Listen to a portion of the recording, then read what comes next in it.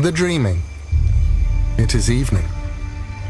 The castle of Morpheus of the Endless, Lord of Dreams.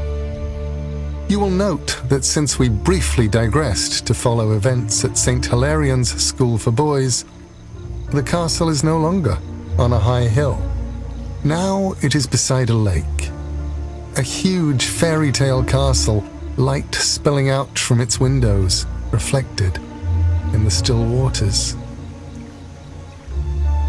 The location of the Dream Palace may change, but its main gate is always guarded by the same heraldic animals, the griffin on the left, the winged horse, a hippogriff, on the right, and the dragon-like wyvern stretched out on the lintel above.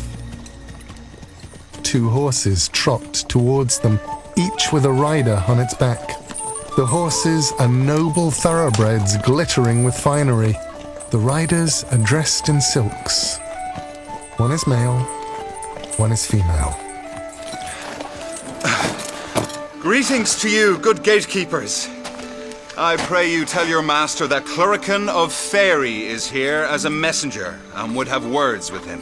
Cluracan wears a thin silver headband and fine clothes of silk. He has high cheekbones, discreetly pointed ears and eyebrows. His hair is long, tied at the back. He is unfazed as the huge head of the griffin moves to tower over him. You are one of many to arrive this day, Cluracan of Fairy. The Lord of Dreams is holding a feast for his visitors. If you and your companion advance, you will find yourselves in the banqueting hall. Leave the horses here. They will be stabled and groomed. Our Lord bids you enter. I thank you, good gatekeeper. Nula, come. The Sandman, Act 2, Episode 6.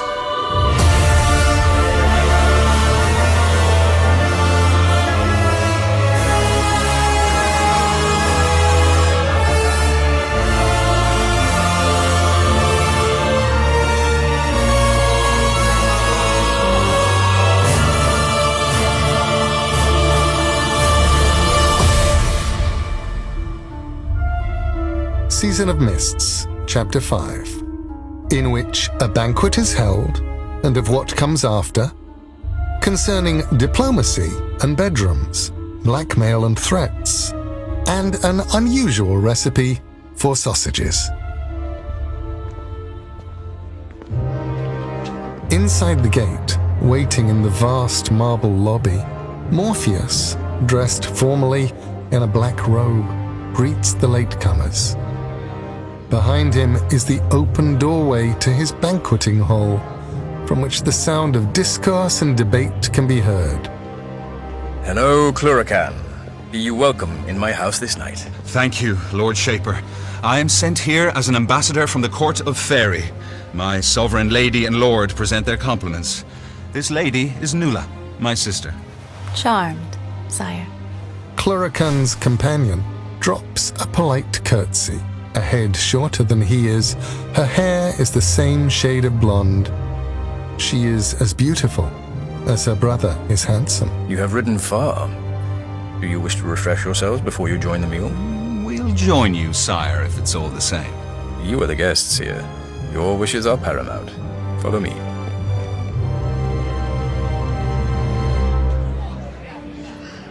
The banqueting hall is well lit by hanging lamps, burning torches and candles. In the distance, floating about 20 feet in the air, the 2 angels, Remiel and Duma, wings folded, watch as the newcomers descend the great staircase behind Morpheus. At the center of the hall is a cluster of tables, one for each group of supplicants who are Dream's guests. The Egyptians and the Norse gods, the demons and Princess Gemmy of Chaos, one with the Lord of Order and his genie of the box, and a small flat table for Lord Susano, the Japanese thunder god. The places are set with flagons of wine, water and ale, platters of food for all tastes, and high-backed chairs at which many of the guests sit. Servants clad in nightclothes move dreamily between the tables. Bust, the cat-headed goddess of the Egyptians, is seated next to Thor and attempting to ignore him. But he is huge and muscular and already 3/4 drunk, his hammer within easy reach. Do you know who the mightiest of the Aesir is, eh? I'll tell you. That's me. That's right.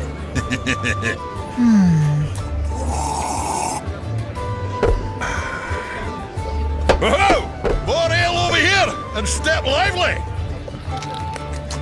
A servant, clad in pajamas, but waiting upon Dream's table is part of tonight's dream for him, brings a pitcher of ale. Here, Lord. Good lad!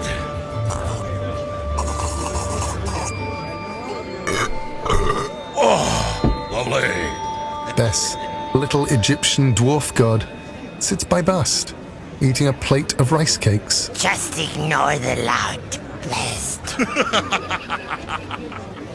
Bust has been served a huge stuffed mouse with an olive in its mouth. Do you want to play with my hammer? Yeah, that's Pussyhead. It's called Mjolnir. See if I rub it, it gets bigger. It's true. I'm sure. On the far side of Thor is Odin, and beside him, Loki. Odin is still wearing a long coat and a wide-brimmed hat. On his shoulder perch the grey and insubstantial shadows of 2 ravens. Odin has both hands wrapped around a huge goblet. His elbows rest on the table at each side of his wooden trencher, and he is brooding. You're not eating, Loki Wolf's father. The Dream King's wines are good. You should wet your throat at least. After 1,200 years, I'm out of the habit of eating, Allfather. And I fear that wine would go to my head. No, I'm content to watch. To the right of Loki, sitting on a pile of cushions so that she can reach the table, is shivering Jemmy, the 4-year-old girl who is a princess of chaos. She has party food and cookies on her plate with a glass of lemonade. The servant in pajamas, a young man with rumpled hair, passes. Can I have some more ice cream? Certainly, Princess Jemmy. I knowed you'd say that. My lord, I was charged neither to eat nor sleep nor to wait before I gave the message from my king and queen. I understand that this may not be convenient, but I would not have you risk the ire of Titania and Oberon, Cluracan. Speak your peace. Lord Shaper, you now own the hell that was once Lucifer's. By ancient compact, Fairy must pay the tie-end, our tithe, to hell every 7 years. We are forced to sacrifice to them 9 of our wisest, our most beautiful. Lord, all these beings are here to persuade you to grant them the rights to hell, but it would be to the benefit of Fairy if hell were to remain empty. We beg you, give it to none of them. I see. Of course, it's not just a favor we'd be asking. There is much that Fairy can offer you. For example, Nula here, my sister. She's for you. A gift to show our good faith. My lord. Nula's look conveys a willingness to accommodate whatever Morpheus might desire this night, and her beauty could soften the defenses of the strongest mortal. But the Lord of Dreams is not mortal, and his face remains expressionless. There are many visitors here, Cluracan. They want many things. Tomorrow I will talk with you all and make my decision. Not now. Enjoy the banquet. But my lord... You have delivered your message. You have heard my response. Your obligation is fulfilled. The matter is ended, Cluracan. Your impertinence invites my severest displeasure. I beg pardon, Lord Shaper. I did not mean to presume... Enough, Cluracan. I will talk to you more later. Come, sister. Let us find seats. Here. By this genie fellow. Places laid and clean plates and glasses. Cluracan and Nula take their seats. Another servant approaches, a woman this time, but also a dreamer, clad in her night attire. My lord? My lady? What would you like me to bring you? Just wine. Bring me a bottle and a glass. No, forget the glass, but make that 2 bottles. I will have flower blossoms, please. Violets, rose petals, and gillyflowers. And water. As you wish. Good day, O genie. I am the servant of the box. I am not to speak, save that which my master bids me convey. Who's your master, O servant? Lord Kilderkin of Order. And where? In the box. Ah. The oiled and polished genie gestures at the box itself, which sits on the table in front of him. It is unremarkable, made of plain cardboard. Further up the table, Loki watches, smiling, beside Odin. And what do you see when you watch, Giant's son? I see many things, Gala's god, and they amuse me. I see Lord Susanna Onomikoto, a storm god, like your son, a lone member of his ancient pantheon. He drinks rice wine and eats raw fish. I see Anubis, jackal-headed god of the dead of the Nile Delta, feasting upon human hearts. Or upon the dreams of human hearts, perhaps. The fairy woman eats the petals of flowers. I wonder why she's here, what she's thinking about. And I wonder what she would be like between the sheets. It's been 1,200 years since I did that as well. I watched the demon contingent. Yeah, there is a peculiar flirtation occurring between Corazon and the Merkin mother of spiders. Watch. Corazon, the punk demon with 2 mouths, uses his top mouth to eat bread, while his bottom mouth drains a goblet of wine. Sitting next to him is the Merkin, the mother of spiders. Corazon's hand fondles her upper thigh. She stabs the back of the roving hand with a fork. Does that hurt, darling? Oh, yes! At the opposite end of the table, the genie is tipping a plate of food into his master's box. I watch the Lord of Order, his form that of order made manifest, an empty receptacle. And, like all of us, Lord Kilderkin of Order is here for hell. Knickerbocker glory! Yum! I watch the Princess of Chaos, incarnate as a tiny child. I watch the servants. Sleeping humans shanghaied into a most peculiar dream in which they serve a gaggle of beings from the depths of their collective unconscious, a meal fit for the gods. I watch the angels. They do not eat, or flirt, or converse. They observe. I watch them in awe, oh Father, they are so beautiful and distant. The feet of angels never touch the base earth, not even in dreams. I can read nothing from their faces, much as I try. And what they are thinking, I cannot even imagine. Duma and Remiel are sexless, perfect. 2 almost identical beings of pure light and substance. Their wings, huge and impressive, folded behind them, they stand in the air 20 feet above everyone else, watching impassively. Is everything to your liking, Lord Odin?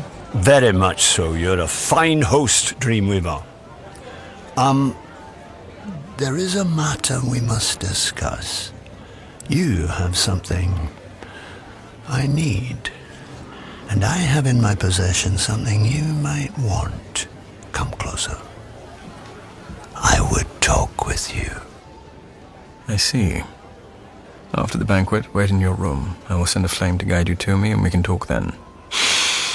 There will be an entertainment at the conclusion of this meal, Lord Odin. I trust you will enjoy it. As Morpheus walks back towards the dais, upon which his table is set, he notes that the cat god, Bast, is finding it increasingly difficult to ignore her over-persistent admirer. Ah, come on, Missy Pussy. You and me, eh? Just one little kiss, just one little feel, and maybe after that... Thor! Behave! Heed your father, Thunder God. My claws are sharp. So what's this extra inducement Lord Azazel is going to offer Morpheus to make him give us back our lands? My sweet. Later, precious. In my bedroom. Near the table of demons, where Coranzon and the Merkin eat and fondle each other, the dreamers who have been serving food and drink finally pass close by each other. Who are you? I know I've seen you before. What's your name? Please, I have to serve this food. Ow! I warned you. You didn't have to do that. I'd have taken no for an answer. Women. I'm a god. They don't care. You're just like Seth. You're just like all the rest of them. Leave me be, or I'll lay open the other side of your ugly face. Ugly? Oh, goody! A magic show! The red plush velvet curtains of a small theatre stage, which moments ago did not exist, part to reveal footlights illuminating a casket on trestles. Lords, ladies, gods, demons, princesses, and cardboard boxes. Presenting the amazing Cain and Gregory. Quiet, Gregory, that wasn't your cue. Cain's brother Abel's feet protrude from one end of a casket on the stage, his head from the other. Hey, what about me? Shut up. The stooge doesn't get credit. With Abel! Will you shut up? Cain walks out onto the stage dressed in classical magician's gear, a black top hat, black cloak, and tuxedo. He's brandishing a large saw. Good evening. I am the amazing Cain, master of mystery and illusion. And this is my glamorous assistant, Gregory. Gregory the gargoyle, large, green, scaly, like a pocket-sized dragon, lumbers onto the stage. He wears a spangled frock. Thank you, Gregory. My first trick I call sawing a fat ninny in half. Cain, I don't want to do it. Now don't wriggle this time, booby brains. The saw's pretty blunt, so it might take a while. Ladies and gentlemen, I will proceed to saw my brother in half.